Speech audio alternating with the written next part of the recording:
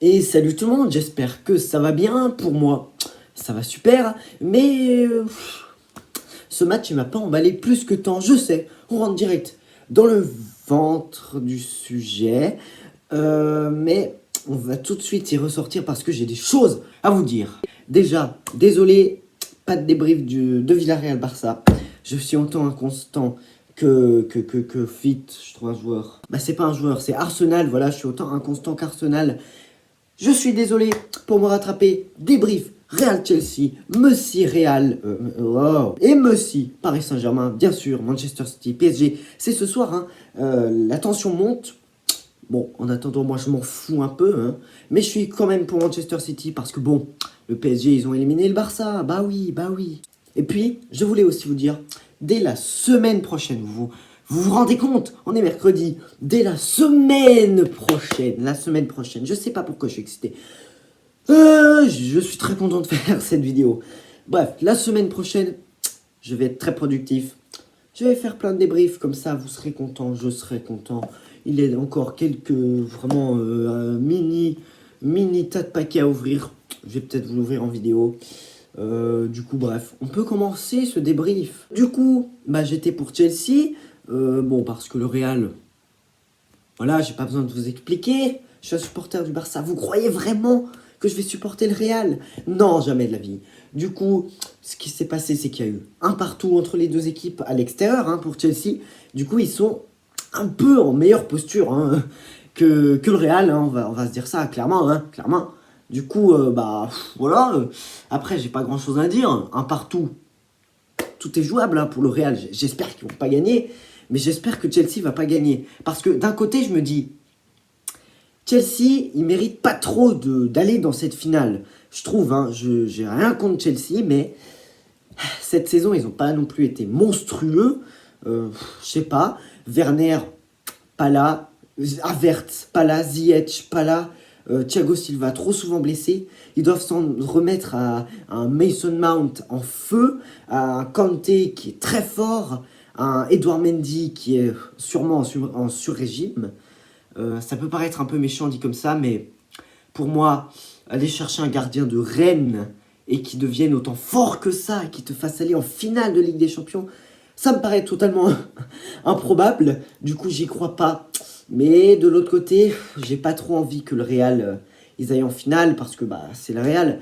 Mais d'un côté, je me dis qu'ils méritent plus. Cette année, ils ont été meilleurs, tout simplement, je trouve. Parce que d'un côté, tu as Chelsea qui, on ne sait pas trop s'ils vont aller en Ligue des Champions, en Europa League, en Conference League.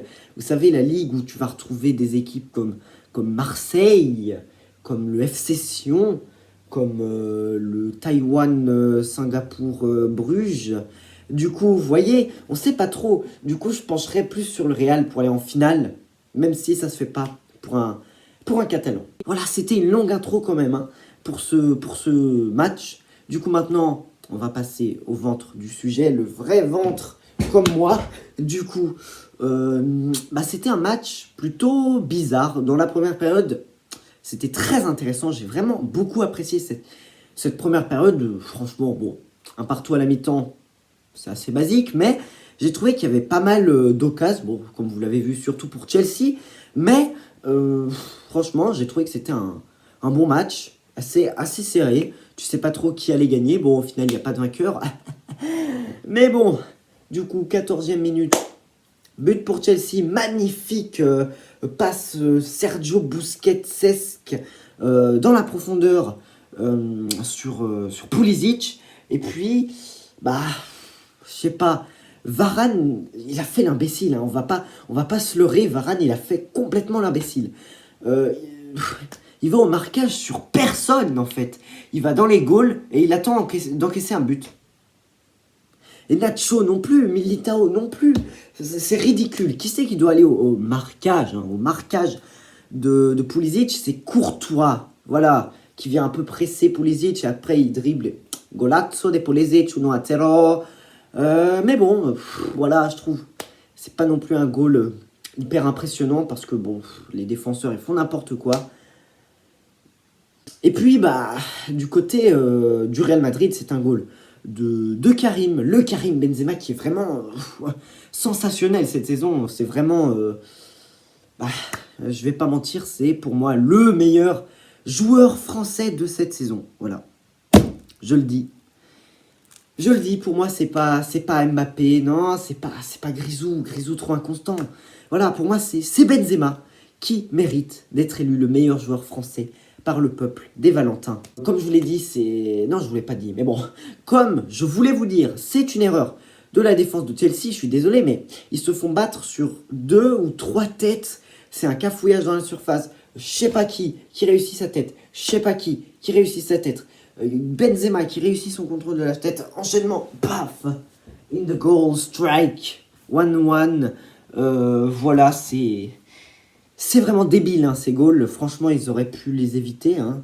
Surtout quand on est en demi-finale de Ligue des Champions. Franchement, ces deux équipes, elles doivent faire mieux sur les 2 goals. Mais bon, le foot, ça peut pas que être parfait, hein, on le sait.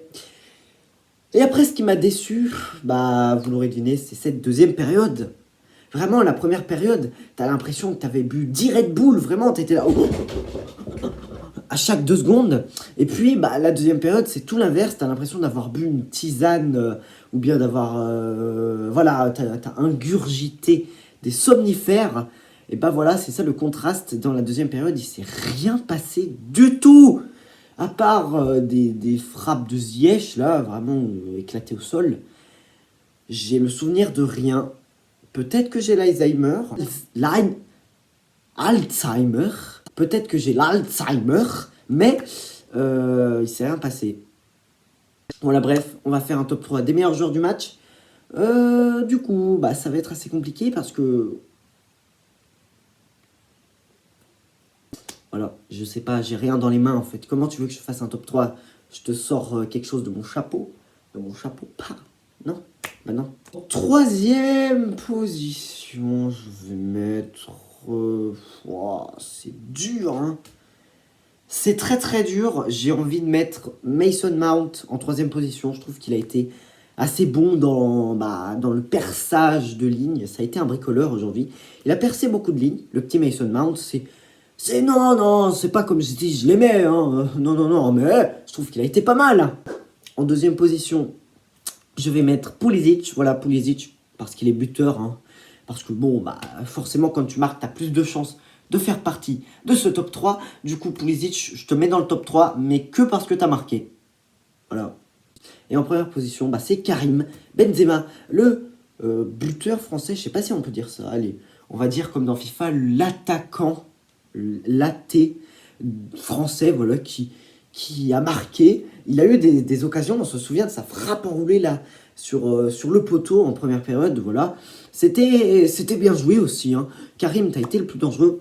Chapeau. Pourquoi je dis ça tout le temps? Voilà les mecs, c'est la fin de cette vidéo, j'espère que vous l'avez apprécié. Personnellement, bah je sais pas parce que je l'ai pas vu. Du coup, voilà, j'espère que vous l'avez aimé. N'hésitez pas à mettre un petit like, ça me ferait plaisir. À vous abonner aussi, à mettre un petit commentaire, genre « Hello, j'aime pas le Barça, va te faire voir ». Mais bon bref, on se dit à demain pour le débrief entre le Paris Saint-Germain et Manchester City. Salut!